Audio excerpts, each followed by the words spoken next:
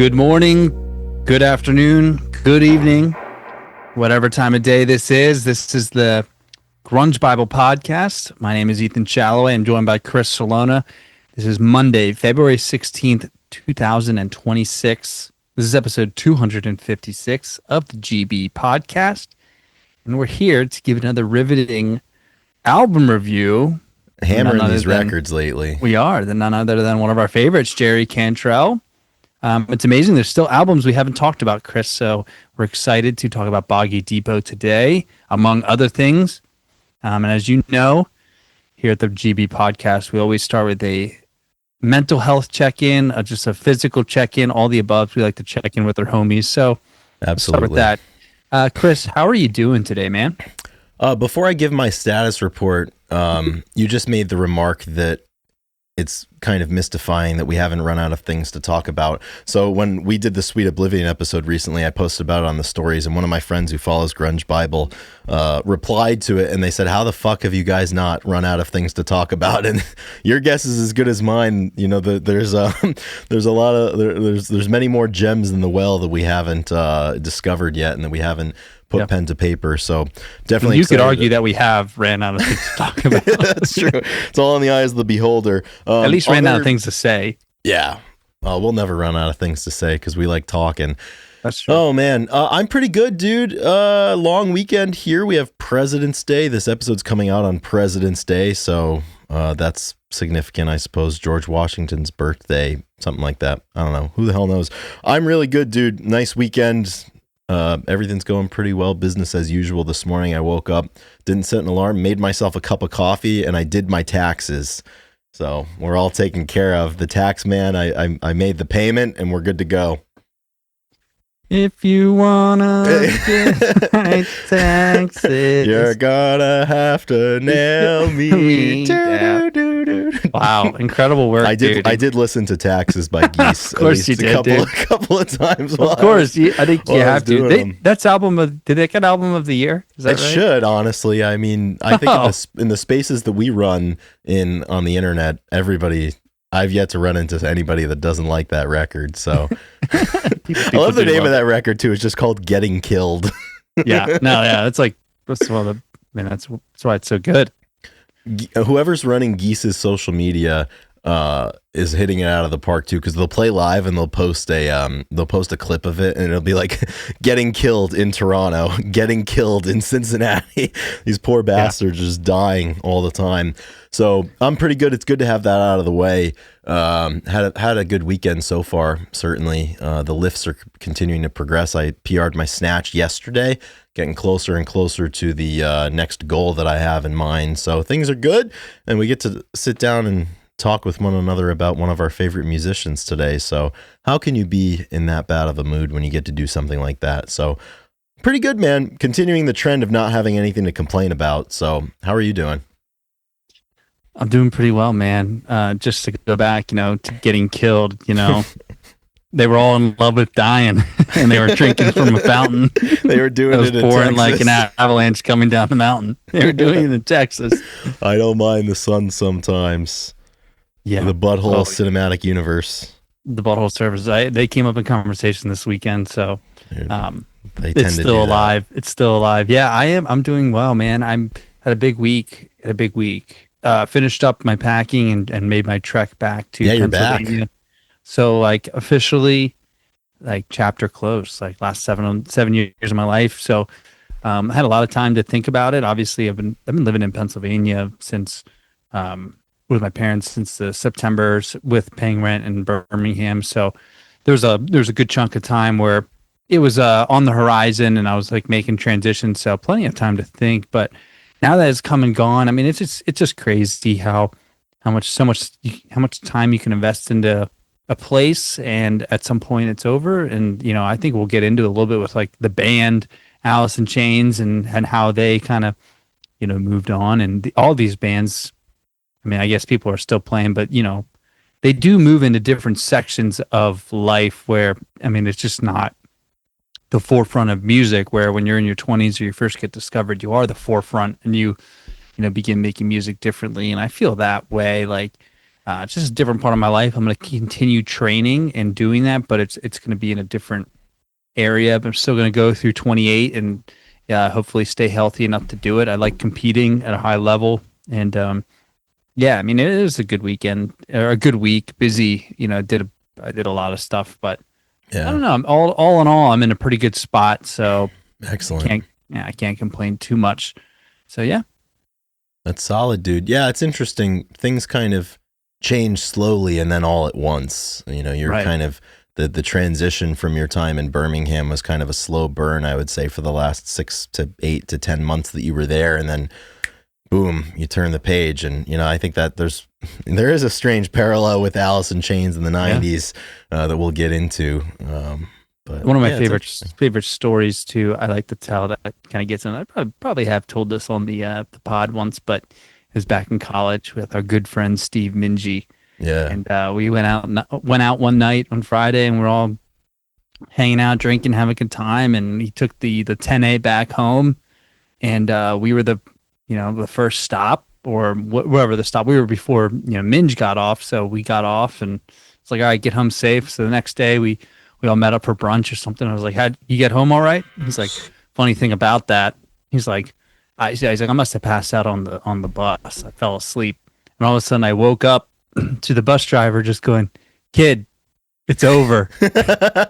And he said that he woke up, he looked around, and the guy who was driving the bus just drove back to the bus station, like where they keep all the buses, and he just drove back. He's like, "It's over, kid. You got to go home." Just and lounging he's like, toward the abyss. yeah. So in a confused state, Mitch had to go find another bus to go home. But that's kind of how it feels. It's like you're on the bus, and all of a sudden it's like, hey kid, it's over, and you gotta find a new bus to get on. Oh yeah, and I think too, you were not a true and official student of the University of Pittsburgh if you did not at one point or another fall asleep on the 10A going back home. I know I did that once, a particularly tough night that I had. I fell asleep. I think I took 2 or 3 trips around in the 10A, and I woke up Sometimes not that's at my what it's all stop, about. and I decided that because I had fallen asleep that I didn't deserve to take it around the 4th time to get back to where I was going. So I got out at the next stop and I walked home. That was my penance. Excellent showmanship. Oh yeah, we pay our debt sometime. That's so funny. Yeah, sometimes you just gotta take the loop. You're gonna get back to where you just want to see the town. You always do, man. Awesome. You gotta check in on things. So that's solid, dude. Yeah, there's a lot of changes going on. Yeah, but here at the GB Pod, we keep it rolling. The one thing that doesn't change. The one thing that doesn't change. Death, taxes, and the Grunge Bible Podcast. Yeah, that's exactly right. So, yeah. Speaking of, we would just like take this time to thank all of our supporters out there, because we do have a lot of people that really enjoy the podcast. I totally understand. I have the podcasters that I adore, and thankfully, Chris, we have people that like this podcast. So that we do. So for that reason alone, we're going to keep going, keep doing it. So thank you. We have a lot of people that support using the Patreon app. So if you haven't heard of that or you don't know what that is, simple little register, become a little member, and you get to financially support us. And we just ask for $2, $5, or $10. I mean, some people go above and beyond, but those are the tiers that if you want to join in. And it is exactly as it sounds. You're just supporting the podcast because it's a, how do I say? It's not a thankless endeavor, because we do get thanked all the time, but it's more, it's a passion project that we're doing it. It's not really, there's nothing corporate about this. No, there certainly isn't. It's good to have a passion project, though. I like 100%. It's a dying art, dude. Yeah. It's so hard to do stuff. It's so hard. I mean, I was thinking about this, last night. I mean, I think about it all the time. It's so hard to do a hobby and not have one of your friends be like, you should sell this. You should do this for money. You should do an event. You should do, it's like, can I just do something? Yeah. And because I like doing it, because of the community that brings, it's always like, you should do this and make it to the next level. And I mean, I agree. There are plenty of good opportunities, but it's just like food and drink. Like, I love going to restaurants. I would never want to own a restaurant. I think it would kill me. Yeah. Like I would love to in theory, but once you turn a passion into whatever. So sometimes, I think so. And Yeah, this I'm might not be, saying that's GB directly, but like I was going to say this might be disingenuous because what I'm about to say is happening in the middle of our call to action for people to give us money. But it is true. Like you got to be able to do things just for the sake of doing them and not for the sake of monetizing them to the max. And we're certainly not monetizing this thing to the max. And we're not maxing, that's for no, sure. we do it because we enjoy it, and we do it because the people that consume it also enjoy it. And not everything has to be the most efficient or productive or monetarily beneficial. That's all we're saying. Endeavor. You just got to do things for the sake of doing them. So that's the way we do the podcast. And as far as I'm concerned, anybody that wants to help us out, that's just gravy on top of it. So I would like to thank the members of the top tier supporters over on Patreon. And we have a two-way tie at the top. We have the tag team of Abraham and Frank tied with the Cracker Man at the top tier of contributions per month. And the rest of the top tier, I would like to thank What the Fuck is Up Denny's, Doug Endy, Jamie Lynn, Carlene Salona, Nikki Six, Black Hole Sean, Seattle 4 Fanboy from New Jersey, Sherry Matthews, Gochu John, Russell, Eddie Vedder Got Me Through My Second Divorce, The Michael Dooley Project, King Buzzo Stole My Hair, A Bit Dusty, Ultra Mega OK, Heidi in Chains, Looking California, Feeling Minnesota, and Chris Buckley. So thank you for giving us the opportunity to continue this passion project of ours. For those keeping track at home, episode 260 will be the 5-year anniversary of the Grunge Bible podcast. So we're going to have to pull something out of our hats for that. Yeah, we'll rank every single episode that we've ever done. Yeah, what are we going to do, man? I don't know. We have 4 weeks to figure it out. We have 4 weeks to figure out. Like you said, it's... knowing us, that means so slowly, and that means we have 3 once. weeks and 6 days to not think about it and 1 day to figure it out. Yeah, exactly. Oh man, It'll be good though. Yeah, I can't wait. We're just going to keep talking about things that we like. And one thing that we do like today is Jerry Cantrell's debut solo album, Boggy Depot. So this episode, as you can tell by the title, is going to be all about that record. We're looking forward to getting into that. But before we do that, we have a couple of events on this day in music history for February the 16th. And I'll start off here on this day in 1955. Elvis Presley plays a gig at the Odessa Senior High School in Odessa, Texas. That was the stomping ground of the famous Friday Night Lights book, movie, and adaptation into a TV show. Odessa, Permian, all that, that area of Texas. But Elvis played at the senior high school down there, and evidently, as legend has it, a young and developing Roy Orbison was in the audience that night. So there's a good little rock and roll through line. Roy Orbison's one of those guys that, the list of people who mention him as an influence or mention his significance is a mile long, although like the number of people that I know personally that have spent a lot of time listening to his music is a lot shorter than the list of people that invoke his name, and I'm included in that. I know he was in the Traveling Wilburys, and that's as close as I really get to a lot of Roy Orbison stuff, but it's significant because people tell us that it is, so we're commemorating that event on this day in 1955. Gotta love that when Elvis Presley comes up, Oh, yeah. The king. The king. All right, moving to same day. I'm sorry, not the same day. I was looking later this week. Same day on the calendar, a couple of years Same day later. on the calendar, 3 years later, we have Tracy Lauren Moreau was born. Goes by the stage name of Ice-T. And infinitely better than Tracy Lauren Moreau. Yeah. So he's, the rapper, actor, and Law and Order, man. Law and Order. Special Victims Unit. That's, The king. When crime scene investigations are just huge TV show setups. Dude, and Dick Wolf, executive producer Dick Wolf. Yeah, dude, exactly. Yeah, man, happy birthday. I mean, his first album came out in '87. I was just looking at it. A long time to be doing rap and game, and apparently it says also known for his work in a thrash metal band, Body Count. I didn't know that. We got to look into this. Yeah, I didn't know that. It says he was well known for his work in a thrash metal band, so that is really interesting. So Ice-T is in fact pretty metal, and happy birthday to him. Absolutely. 2 more events, while not happening on February 16th, they happen this week, and we would be remiss if we did not mention them on this week's episode. February 20th is the birthday for both Kurt Cobain and Olivia Rodrigo, and it's very fitting, too, because obviously, as we all know, Kurt Cobain was heavily influenced by the work of Olivia Rodrigo, so it's very serendipitous that they share a birthday, February 20th, so yeah, happy birthday to both of them. Goodbye, Kurt Cobain. Welcome, Olivia Welcome Rodrigo. back, Kurt Cobain. Yeah, welcome back, Kurt Cobain. Yeah, pretty epic. So happy birthday. Oh yeah. Yeah, maybe we'll talk more about Kurt Cobain next week. Probably not, Yeah. but It's always the chance. So always a chance. Ethan, what do you say we start and take a dip into the Boggy Depot here? I'm excited to. Yeah, I let's think do we it. should do it. So Boggy Depot, Jerry Cantrell's first solo record, was released in 1998, with the initial release coming on vinyl on March 31st of 1998, and the widespread release came 1 week later on April the 7th. Of 1998. Obviously a very big deal because this came, as we were talking about earlier, at a very interesting point in Jerry's life as a musician and also the life of his band, Alice in Chains. Alice in Chains, by this point, their self-titled Tripod album came out in 1995. They did MTV Unplugged the following year, and they were slated to open up on Kiss's tour in the summer of 1996, and they played a handful of shows there before having to pull out due to the health and wellness, namely of Lane Staley at the time, who was struggling greatly, as we all know.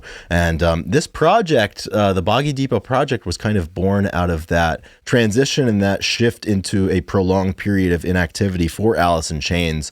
So, I think in June of 1996, they ended up pulling out, or early July perhaps, of the Kiss tour, and Jerry began writing a lot more for himself, and he's a songwriter, he's a craftsman, so I think regardless of the status of his band at the time, he had a inclination to create and an inclination to write. So this record was the fruits of that labor, coming in the period of coming off the road with Alice in Chains and just continuing to write,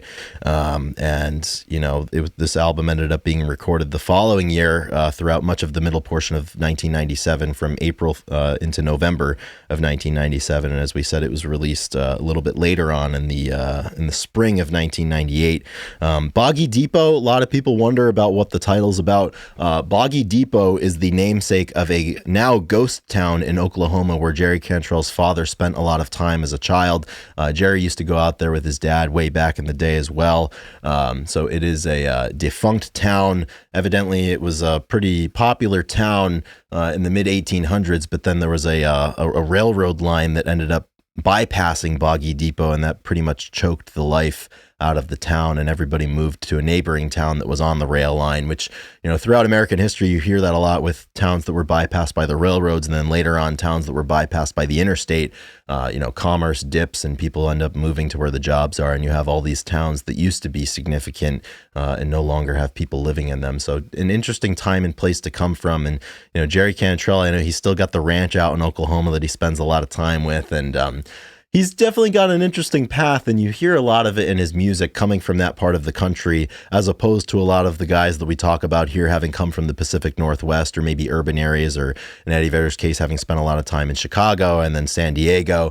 I think listening to the work of Jerry Cantrell, and certainly his influences that show up on this record and each subsequent record of his in his solo catalog, you can hear that he's a Oklahoma boy at heart, and there's a lot of country influences that we'll talk about here in a little bit. So it's kind of interesting. A lot of people speak about the Boggy Depot record as kind of a lost Alice in Chains album, particularly because of the time that it came from so soon after the kind of hiatus, the unofficial hiatus of Alice in Chains, and also the personnel that played on this record. So in addition to Jerry, obviously, Mike Inez and Sean Kinney played quite a bit on this record. And we also have appearances from Les Claypool of Primus, as well as Pantera's bassist Rex Brown, who were featured on this record. So some of the songs actually date back to the Tripod era.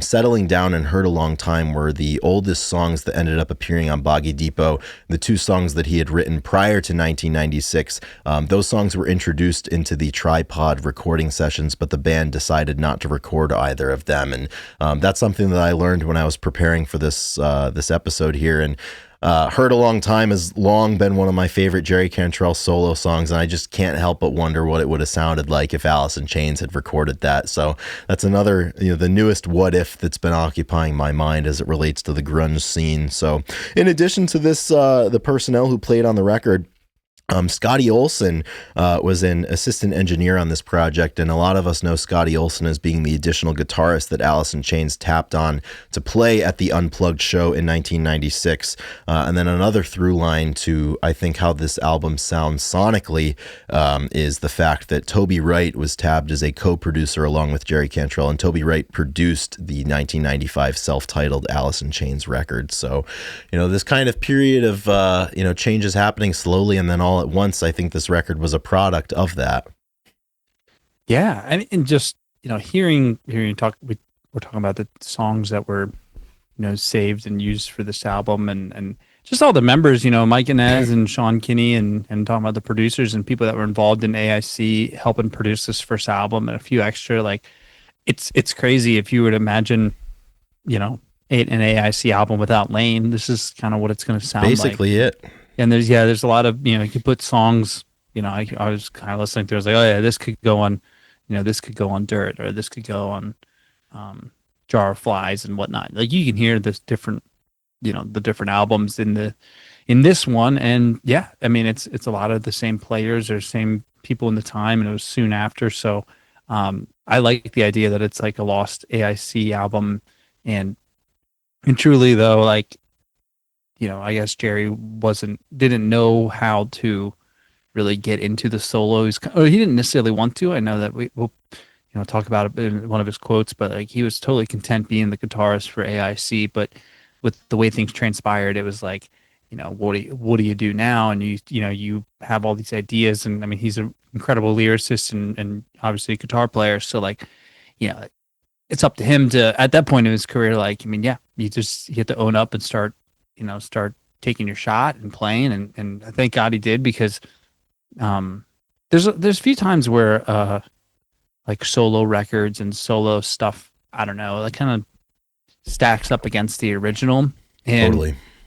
I don't think there's definitely people that don't know about Jerry's solo stuff, but the people that do, I think, really like, and same with like Mark Lanigan probably has this too, where you listen to their solo stuff, and I mean, they really are their own project, and they have like such a, I don't know, a vast, ideas and setup and like production or ability to produce albums like by themselves. And it's great. It's just like really special, because it's not an easy thing to do. Sometimes people go off on their own, and it's like, oh yeah, they have the solo album, but that doesn't really stand alone. This is a second career that he got into that I think is done excellent. I mean, and then he plays all the Alice stuff still too. So it's like, I mean, it's like the best tribute band, if you will. Yeah, 100%. And this is such an interesting side project, because I feel like throughout music history, when a front man or certainly a leading member of a band decides to do a side project,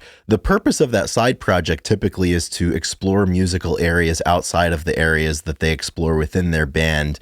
And that's not really the case, I would say, with Jerry Cantrell's side projects, certainly Boggy Depot being the first one, as essence to the fact that some of these songs were originally written with the mind to use them for the Alice in Chains project. And I think a lot of that mirror imagery that you see in the Tripod record, for example, with Boggy Depot, is the fact that it wasn't a guarantee, and it wasn't the original intent for Jerry to set out on a solo career, certainly at this point in time. And it was ultimately forces outside of his control that prompted him to do that. So I would say, certainly more so than just about any other solo project or side project that I can think, this one is more intimately connected with the main band project than just about any other solo record that I can think. And speaking to that, in 1998 in June, after this album had been out for a little bit, Jerry Cantrell did an extended interview with Guitar World, and he said, referring to the solo project, he said, quote, "It's something I never really wanted to do, but the way things have played out, it's like, why not?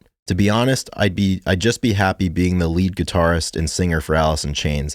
It's always been my first love and always will be, but the situation being what it is, we've been together for a long time, and right now it's kind of played out. Now I've got to step up to the plate and take a few swings. We haven't gone public and said that we've broken up, because how do you call something like that over? You never want to shut that door. I love those guys, and hopefully we'll be able to do something again, but it won't be for a while." And this album, I think, comes at such an interesting point in the sense that Jerry Cantrell, given Lane's struggles with addiction and mental illness, Jerry Cantrell had to take up the mantle as being the spokesperson for Alice in Chains. And from the mid 90s until Lane's death, I don't think Jerry Cantrell could get through a single interview without speaking as to the status of Alice in Chains, the status of Lane, what they were or were not up to, and what the future held. And I think people missed out on giving Jerry's music, time enough on its own as a standalone thing, as opposed to a surrogate for an ability to check in. Is this what the next Alice record is going to sound like? What's going to go on? And as we know, obviously, there wasn't another Alice project with Lane Staley. Certainly an EP or an LP. I know they ended up cutting a couple of songs, like "Get Born Again" a little bit later on, that Lane was involved in. But there's that famous interview that he gave for MTV at one point. He was at a show, and he was like, "I feel like every single time I get in front of a camera, I'm expected to give some sort of status report on Lane." And that obligation or obligation that people put on him is become just as much of a part of how people spoke about him at this time as his music was. And that's just kind of like an interesting duality there. And additionally, in 1998, he was talking to MTV News before the album was released, and he said, "Well, there's nothing really up with Alice in Chains. We've been together for 11 years now, and we've done a lot of great music together and accomplished a lot of things, and that's very special to me. We're a part of a group of fans that really put their stamp on the map, actually, and the world for that matter, and far surpassed what we probably initially thought we'd get into. So that's cool, but that's in the books, and that's something we did and something to be proud of. But there also comes a point in the life of any band, I think, where it's time to change and time to try new things." And I think reading those statements and thinking about them, there definitely is a air of reluctance in terms of Jerry approaching this next chapter, and some misgivings. And I think the mourning process had begun for a lot of these guys. Speaking of Jerry, obviously, being on record here, but also with Mike and Sean, those guys, they had hoped that they would be able to continue Alice in Chains and make music with those guys because they had such love for one another. But, the circumstances that existed at the time prohibited them from doing that. So I'm grateful for the fact that even just the three of them, they were able to continue to make music together, because these are some really, really great records. I mean, you have Boggy Depot, Degradation Trip, and then you had almost a 20-year hiatus before Brighton came out in 2021, and he just released I Want Blood not terribly long ago either. So this is as much a part of Jerry's story now as Alice in Chains is. Yeah, as a whole, right? This is a pretty say extensive band history, right? I mean, there's 3 studio albums, the original AIC, and 2 EPs, right? Yep. And then when William Duvall, there's 3 albums, I think, with him, and then Jerry has 4. Has his 4. Yep, exactly. There's 4, two that came out in the 90s, and then the 2 that recently 98, 02, and then 2021 and 2024. Yeah, so you think like each one has basically 3 LPs attached to them, whether it's Lane, Jerry, or Duvall, and so yeah, usually they go into it's kind of different sounds, but I think we kind of got that a little bit maybe with the most recent album by Jerry, but he still is he's playing. It's just like a slightly different variation through each of these phases, I guess, and it's really awesome, and I love the country influence that he has. I know you weren't expecting me to say that, but so country, for not a huge fan of the general idea of country, but when it kind of get infused with rock and roll and this, and like I call it desert country, like outlaw country, at Jerry, and I know that for his time with writing Dirt, and I think he had a really strong connection with Joshua Tree during the time, and I remember when they opened up the Brighton tour, or maybe closed it, but they played like at a saloon outside of the Joshua Tree, like by the entrance. And I remember my buddy Nick was like, "You got to go there." I think the release show, it was at Pappy and Harriet's in Joshua Tree, which is a famous tiny little venue that a lot of people have done stuff like that at. Yeah, and that just sounds like the perfect place. Like, talk about perfect place and time. He's an Oklahoman, and he's not lost concept of that. Yeah, and this idea of, like you said, like this desert country and kind of like the outlaw type of sound and stuff, I really appreciate it. And this guitar work is like obviously has metal to it, but then it's like a metal country side to it that's so good. And and the bass lines obviously that we love, and all the stuff that comes from Jar of Flies, like that, like kind of like southern, like Don't Follow and Rotten Apple and Or I whatnot. Stay Away, for example, Yeah, as I Stay well. Away, like that type of like, like I said, desert heavy country rock type, tumbleweed stuff. Oh I yeah. hear that a lot in this album, and it's like I dig it. I dig it Yeah. all the time. And more so than the three subsequent Cantrell solo records, like this one feels like it's an Alice in Chains project where they tried to insert a bunch of 100%. country influence to it. And I And love that just you take out mentioned Lane's voice. yeah, exactly. And I love that you mentioned the bass guitar work all throughout this record. I mean, this is murderer's row of bassists. I mean, obviously you have Mike Inez, and then you have Les Claypool and Rex Brown from Pantera, all contributing bass guitar parts to this. And it's such a strong point of this record throughout. And I think that's one of the main pillars of it. And then just Jerry's riff factory was operating at full steam on this record. And if we're starting to get into the songs, we say this just about every single record that we review around these parts, but the first few tracks is just top tier. It's just there was a formula. There was a formula. You got to put your best on the front side. Like A side, B side was a real thing. Time immemorial. This is what people have been doing. I mean, with this, it's a little different now. Dick I Cut You In and My Song as the trio to open this record up. I always think about what it would be like to put myself in the shoes of an Alice in Chains fan in the spring or summer of 1998 who picks up Boggy Depot for the first time. And those three songs, but particularly the riffs that Jerry came up with and his vocal parts, and he harmonizes with himself on the record and some of the choruses, like it feels like an Alice in Chains project, and it feels like something that he would have done for the Alice in Chains project.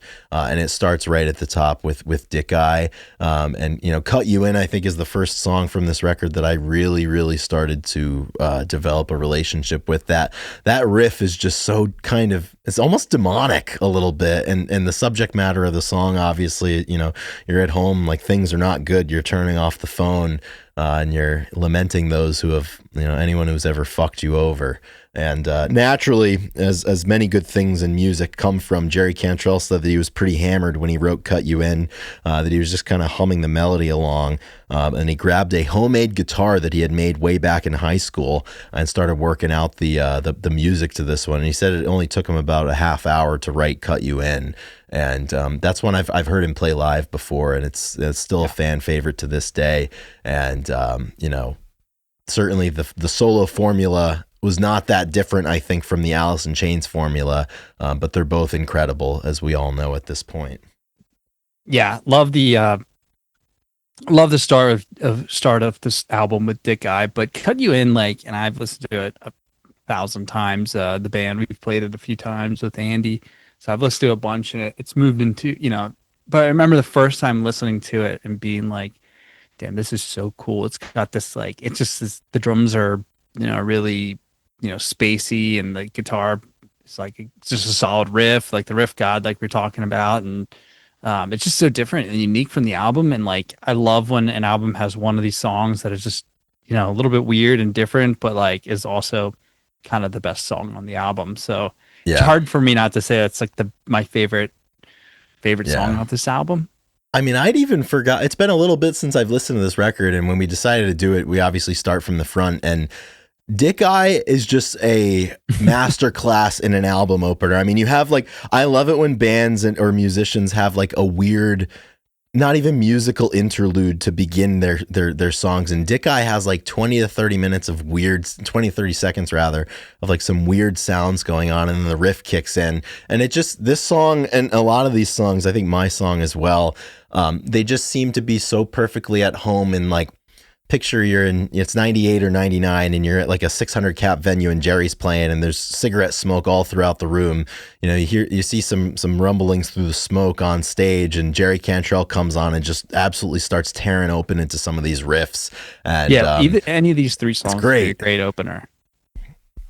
Yeah. Right? Oh, coming in 100%. really heavy with Dick Guy, coming in weird with Cut You In, or just coming with the My Song, the riff and the ambiance of it all. Three great opening, and that's why they got three to start the album right here, right at the beginning. Oh yeah, absolutely. And I think something that's interesting about this record too, that you don't find super often on some Alice in Chains records, is these songs are a handful. I mean, Settling Down, for example, is over 6 minutes long. Breaks My Back is 7 minutes long. Jesus Hands, 5.5 minutes. The last song on the record, Cold Piece, is 8.5 minutes long. I mean, like this guy is stretching his legs on this record. I mean, you have piano, you have steel guitar, you got, all these different instruments that are coming to the forefront here, and it's just a cohesive musical effort. Yeah, you don't see people pulling out the 7-minute songs very much anymore. Back in the day, it was a lot more prevalent in the music industry. I definitely the Settling Down. We talk about the first three songs, but Settling Down is the fourth. It's exactly that. We're settling down into the album, and I love the piano. This is where the bass riff has that like. Jerry's vocals too are top notch, and this is like certainly as Alice in Chains grew and Lane encouraged Jerry to sing more, people began to get acquainted and value his voice in a way that maybe they hadn't way back in the facelift era. But starting with Sap and into Dirt and Jar of Flies and self-titled, he started taking more and more responsibility over the vocals, and his voice sounds great when it's over the top of one of his, signature riff styles, like you find on My Song or Cut You In or Dick Eye, as we were saying. But even Settling Down, I mean, the beginning is basically just Jerry's vocals with a piano accompaniment. And he's got a great, delicate quality to his voice that I think people overlook sometimes, because so many people are used to just hearing Jerry's voice in the style of harmonizing with Lane's, for example, and then maybe some others are, the heavier Alice in Chains songs where maybe he sings the verse and Lane takes the chorus.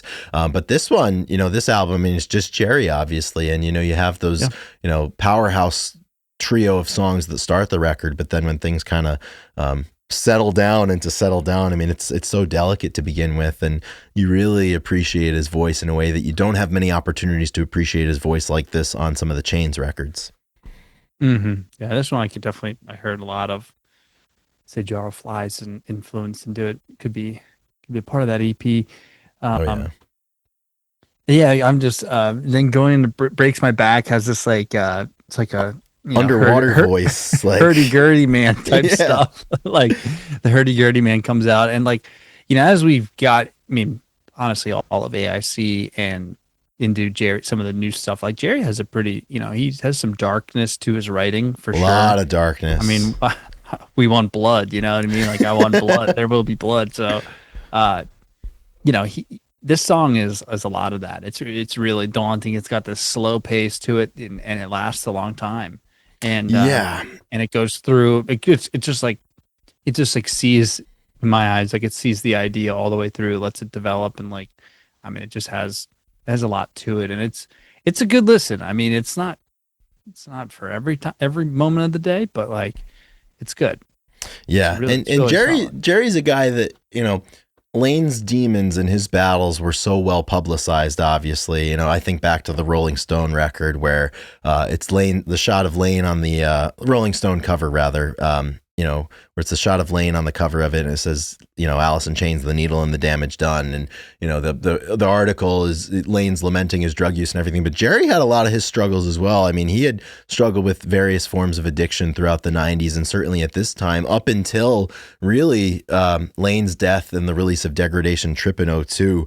I'm sure we're going to end up doing an album review of Degradation Trip as well. But, even in '02, he was talking about that record, and he said, I was just really fucked up back then, to be honest with you. You can totally hear it on that record. It was done right before I got sober, and it was done when I was dealing with the death of my band and the unhappy coincidence of Lane passing away right after I released that record. So it was not a good time in my life. So that's 2002, but a lot of those seeds of the things that he was struggling with existed in 1996 and 1997. And, you get to Degradation Trip, that's kind of the terminus of the collapse of Alice in Chains as we knew it in the 90s. And, certainly by 1998, the writing was unfortunately on the wall. And I think all of those guys in the band knew that there was not going to be anything else from that iteration of Alice in Chains. So, it's kind of one of those things where you feel it before you want to believe it, perhaps. And I think you can hear a lot of that on Boggy Depot. And this is a guy that had a lot to deal with. There was a lot going on in his head at the time, and there's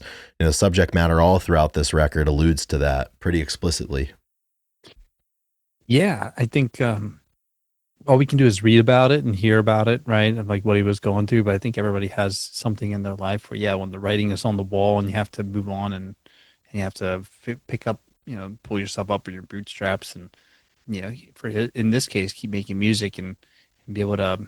I just think it's always going to be really important for artists to like. It's awesome that it came out like the few solo projects came out when they did, Mm-hmm. and added checkpoints to the timeline, right? Checkpoints and you get to. I mean, it's like going back and listening to podcasts for certain times. You get to hear exactly how you're feeling. Like I'm sure Jerry, like, this album and then Degradation Trip. Yeah, They're dude. very, it's very poignant, like moments in There's a in lot of his life and his guilt. story. There's a lot of grappling with guilt on this record. And, we were just talking about Breaks My Back. And, there's some lyrics. Wish I'd loved you more and never shut the door. The waves that run the shore wash away the stones of pain we bore. I tortured you. I tried to drown my hate. Underneath an ocean, I still wait. And, Jerry, I think back to like Heaven Beside You, for example, where he wrote about a relationship of his that he killed. And, he acknowledges that. And, there's that interview that he did on 120 Minutes with Matt Pinfield. And he's like, life's a tough gig. And he's just talking about the fact that, he does things and, he just have to sit and bear with the consequences. And I think this is a guy who's dealing with a lot of consequences, both things that he did and both things that happened to him. And it shows up all throughout this record, I would say. Yeah, I mean, just skipping ahead a few songs, Hurt a Long Time, and this Dude. song. Now, this song is like, I mean, this is the big one, right? And a Yeah. lot of people thought that it was kind of written around Kurt's suicide and passing, but I think Jerry came out and said that it was his cousin Kevin, I believe, that Mm-hmm. that passed away, and the lyrics are just Dude. they're right to the point, right? I mean, Yeah. it's a lot, and the music, set up and execution is excellent. I mean, it creates an A lot of incredible country feel. influence on this one as well. You have that, kind of like country style pedal steel or slide guitar or whatever it may be. But once again, kind of going back to Settling Down, for example, you have a very delicate use of Jerry's voice to open this song, for example, with the first verse and the second verse. And, this one, I don't care who you are or where you are, this one will always stop you in your tracks. I mean, his hands are clenched, his knuckles white. He got a gun and gave up the fight. But the second verse kills me even more.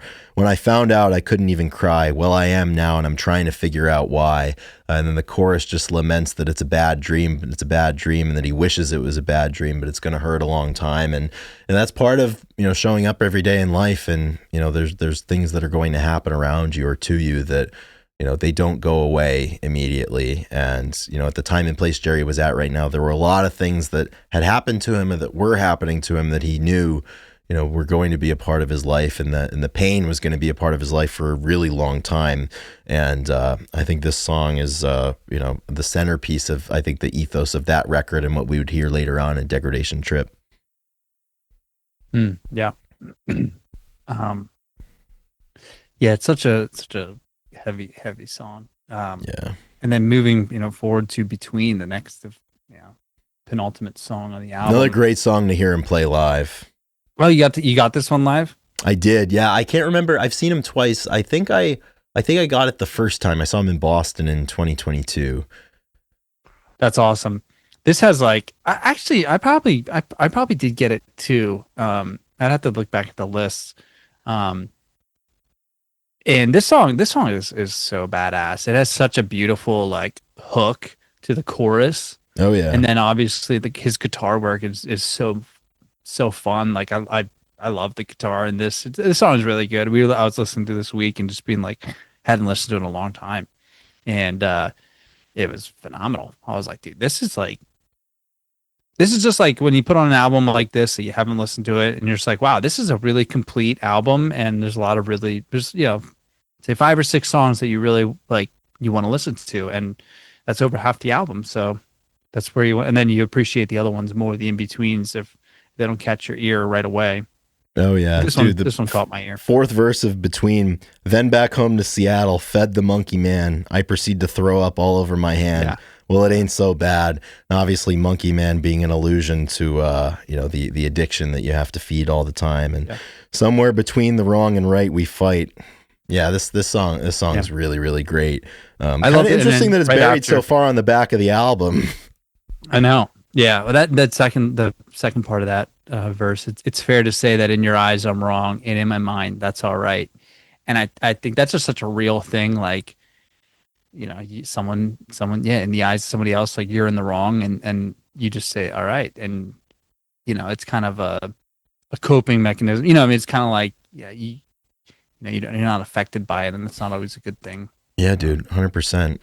There's just a lot of those through lines on this record, and I know we kind of bounce around to different songs on this record, but going to the last song, the 12th song, "Cold Piece," there's a verse in there.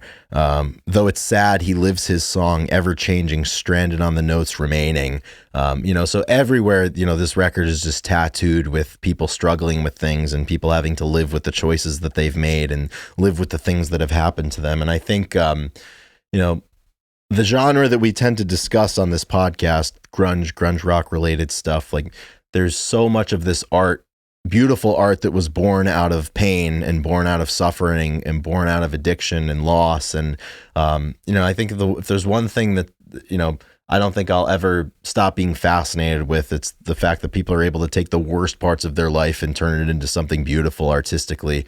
And Jerry certainly has decades of experience of doing that. And Boggy Depot is one of the great iterations of that, I would say. Yeah, this final song being as long as it is, and it has just like really like the piano is like, I don't even know how to describe it. It's like, I don't want to say off tune because it's not. It's like, I guess it's minor, the minor aspects. Who knows? But like, yeah. The song it's a nice, cold, artistic piece, and yeah, like you said, there's just so much personality in all these songs, and all of Jerry's music and everything he touched, and AIC, like you definitely can't say that they didn't write from the heart and what they were going through. They're probably the most wear their heart on the sleeves band that we get from the era. Oh yeah. And there is no like kind of metaphors. It's just straight like. And these guys were, there's no like even it's just like there's a hole in his head. Yeah, like Devil by His Side, for example. I try to clear my head of thoughts better left unsaid, running down an old elusive high one more time.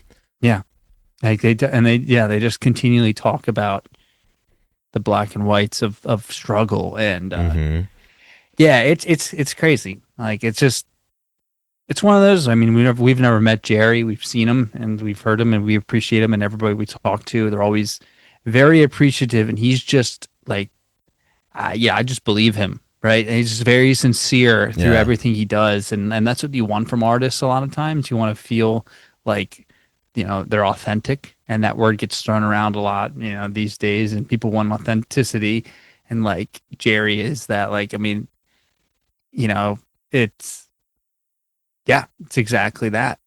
It's fair to say that in your eyes I'm wrong, and in my mind that's all right. Like, yeah, man. He says it, and it is what it is, and he knows he has to keep on living. No one's gonna live for him. So yeah, it's a pleasure to have the potential for more albums too from him. True. Absolutely. He's not done.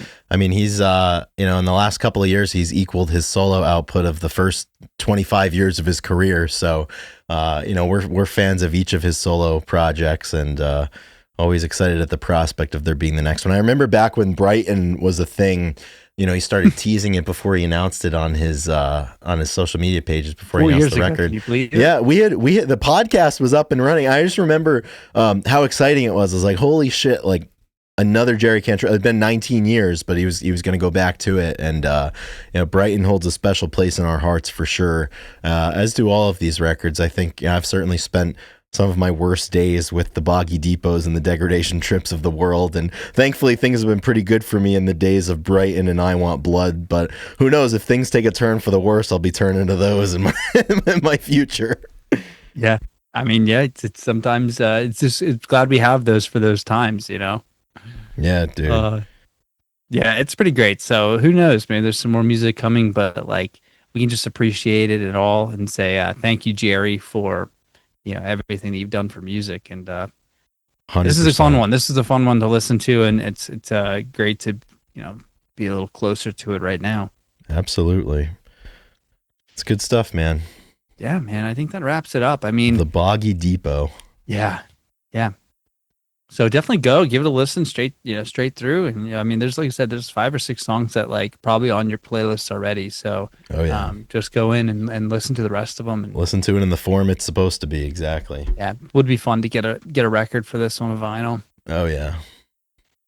All right. So for songs of the week, do you want to kind of pick one of the? Yeah, I mean, pick whatever you want. Yeah, I think I'm gonna going pick to one of Jerry's. I'll pick Hurt a Long Time. That one deserves to be on the Songs of the Week playlist, and it's playing in my head right now. So Yeah. that's what I'll go with. And just like the album, we're gonna go right into Between, and after get that guitar lick. Tracks 10 and 11. Yeah. It's a good album, man. It's over an hour long, so you get plenty of time. So if you got to drive or whatever, we don't A need lot of time to settle in. No. Yeah, we don't need to give a stump speech on this.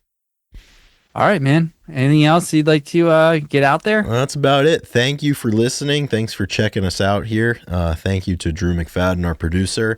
And we hope to be back here with you next week for episode 257. Awesome, everybody. Thank you very much, Chris. And thank you for checking in and listening. Next week, we'll have another episode of the Grunge Bible Podcast. So with that, we'll leave you with this. Rock and roll. Hansi.